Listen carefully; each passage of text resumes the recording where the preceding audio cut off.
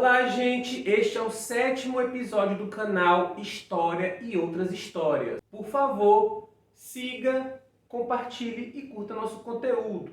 Minha gente, se vocês souberem o sucesso que o meu quadradinho fez no vídeo anterior, ninguém nem sabe, nem se lembra qual foi o conteúdo do vídeo, né? O tema que foi abordado. Mas do quadradinho todo mundo se lembra. Então estou fazendo uma promessa aqui. Se esse vídeo chegar a 200 visualizações, este agora, eu vou fazer um tutorial ensinando a fazer o quadradinho. Eu sou especialista em quadradinho, faço quadradinho há anos, faço sóbrio e faço bêbado, e eu vou fazer um vídeo completo ensinando vocês um quadradinho perfeito. Então, se chegar a 200 visualizações, eu vou ensinar a fazer um quadradinho. Por isso, se você tem vontade de aprender um quadradinho, bora fazer por onde correr atrás. Pessoal, durante muito tempo, a história da América começava com a chegada dos europeus aqui no nosso continente. Isso seguia uma tradição de história eurocêntrica, contada por europeus para europeus. É uma forma de reafirmar uma suposta superioridade intelectual, cultural branca. Mas, felizmente, isso tem mudado bastante. O avanço da consciência histórica e um sentimento de pertencimento de nós que somos latino-americanos à nossa terra tem mudado um pouco essa realidade.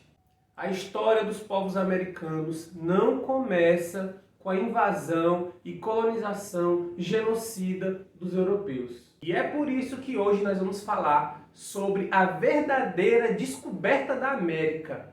Vamos falar sobre a chegada dos primeiros grupos humanos ao nosso continente. Achou que a história da América começa com os europeus? Achou errado, otário! Existem algumas hipóteses que tentam explicar a ocupação da América.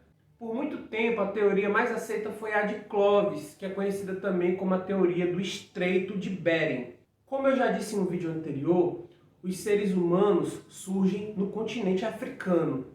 Segundo a teoria de Clovis, depois de migrarem para a Europa e para a Ásia, os primeiros grupos humanos vieram a pé para a América, por uma ponte de gelo e terra que ficava entre a Sibéria, na Ásia, e o Alasca, já no continente americano. Isso teria ocorrido no período da última glaciação, que aconteceu aproximadamente 15 mil anos atrás, onde houve uma grande diminuição de temperatura e essa região ficou completamente congelada, criando esse caminho, né? Quando as temperaturas voltaram ao normal, esse caminho derreteu, literalmente, e deixou de existir. Mas nesse breve período de glaciação, ele criou uma ponte mesmo física que dava para transitar entre o continente asiático e o continente americano. Ou seja, segundo a teoria de Clovis, foi assim que os primeiros grupos humanos chegaram à América há aproximadamente 15 mil anos. Porém, os arqueólogos foram encontrando vestígios humanos em outras regiões da América, principalmente na América do Sul, que são mais antigos do que os fósseis que sustentavam a teoria de Clovis. Isso indica que pode ter havido um outro fluxo migratório. Ao invés de ter sido pelo norte, pelo Estreito de Bering, ele foi pelo Oceano Pacífico, feito em embarcações que vieram de ilha em ilha até chegar à América. Essa é a hipótese de migração pelas ilhas da Polinésia. O Brasil tem tido uma importância cada vez maior na montagem desse quebra-cabeça. Entre 1834 e 1844, um naturalista chamado Peter Lund, que era dinamarquês, veio ao Brasil estudar as cavernas de Lagoa Santa, em Minas Gerais. E lá havia muitos fósseis humanos e outros instrumentos que eram fabricados pelos seres humanos que viveram ali. E aí, pessoal, é importante dizer, quando se estuda vestígios humanos, você não lida só com fósseis humanos, você lida também com outros instrumentos, por exemplo, instrumentos de pedra lascada, de madeira, de ossos, que foram produzidos por seres humanos. Existem especialistas que conseguem detectar se um pedaço de pedra, por exemplo, foi manipulado, moldado por um ser humano, ou se ele simplesmente sofreu a ação do tempo. Aí, minha gente, em 1999, o professor Walter Neves, que é antropólogo da USP, juntamente com seu colega, um biólogo chamado Mark Hilbe, impactaram a comunidade científica ao anunciarem a descoberta de um fóssil humano muito antigo. E eles batizaram esse fóssil de Luzia, a famosa Luzia. Eles, inclusive, fizeram um estudo morfológico do crânio da Luzia. Estudo morfológico, pessoal, você pega o crânio e faz esse estudo para detectar as feições, né? O formato e as feições do rosto a partir daquele crânio. E esse estudo morfológico demonstrou uma grande semelhança entre a Luzia e povos africanos e aborígenes australianos. A Luzia, minha gente, é o fóssil humano mais antigo encontrado no Brasil e um dos mais antigos que existe aqui na América do Sul. A partir disso, minha gente, o Walter Neves e o Mark Hilbe passaram a defender uma hipótese de dupla migração. Uma de africanos australianos que deram origem ao povo do qual a Luzia fazia parte e, posteriormente, de outro grupo de asiáticos que teriam dado origem ao biotipo mais tradicional do indígena da América do Sul, que tem um aspecto mais asiático. E aí, minha gente, outro acontecimento trouxe novidades muito importantes. A arqueóloga Niede Guidon descobriu em São Raimundo Nonato, aqui no Piauí, vestígios humanos com mais de 50 mil anos, muito mais antigos do que tudo que havia sido descoberto por outras pesquisas.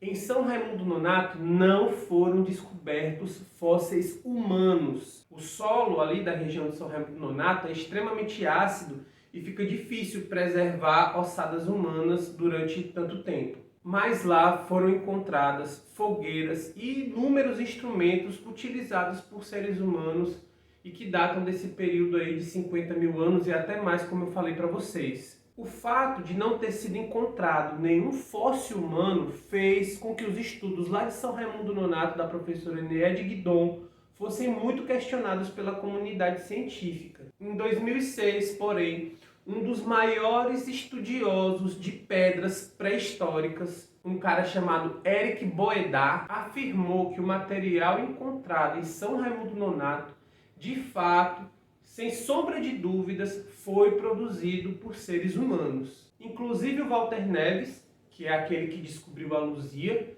reconheceu depois dessa verificação que a pesquisa realizada em São Raimundo Nonato é absolutamente legítima. E aí, pessoal, a forma ou as formas com que os primeiros grupos humanos chegaram à América ainda estão sendo estudadas, mas muito provavelmente chegaram a cerca de 50 a 70 mil anos atrás. Muito provavelmente também por diferentes fluxos migratórios. Inicialmente, os povos da América eram caçadores, coletores e pescadores. Porém, há cerca de 4 mil anos começaram a aparecer os primeiros povos agricultores e ceramistas. Esses povos, pessoal, distribuídos em diversas nações, tinham formas de viver muito diferentes. A gente tem mania de homogeneizar, de igualar a cultura e a forma de viver dos indígenas, né? Mas são nações diferentes que têm uma cultura completamente diferente uma da outra.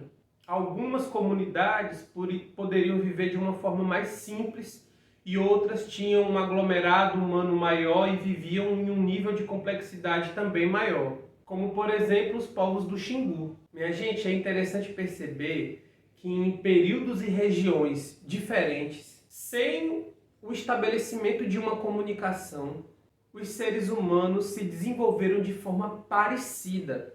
De caçadores e coletores, passaram a agricultores e ceramistas, vivendo em sociedades mais complexas e com o surgimento do Estado. Isso revela uma coisa muito interessante, que é um caminho de desenvolvimento com alguma regularidade, mesmo em povos diferentes, em períodos históricos completamente diferentes. A colonização europeia, no mundo todo praticamente, acelerou e homogeneizou esse processo. E aí, pessoal, é importante perceber, né, que a vida na América começou muito antes dos europeus, né?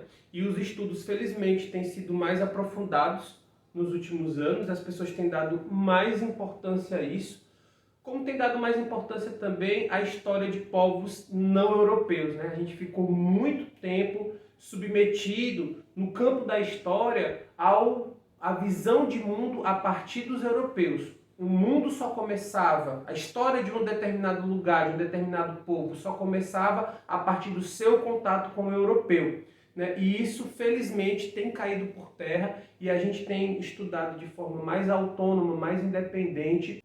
Pessoal, é isso. Espero que vocês tenham gostado, espero que vocês tenham compreendido um pouco mais como foi a real descoberta da América pelos seres humanos.